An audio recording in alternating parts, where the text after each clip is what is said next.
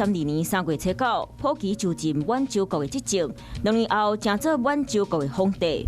但这11年，他都活在恐惧当中，担心日本人下毒，害怕自己下场悲惨，天天过着不挂的日子。直到1945年日本战败，才免阁做人的咖喱红啊。1978年3月初9，华航831号飞龙机为高雄飞去香港的时阵，华航工程师提工具夹机，要求飞去中国。飞龙机顶2个空安人员用灭火器弄开驾驶门，把嫌犯压起来。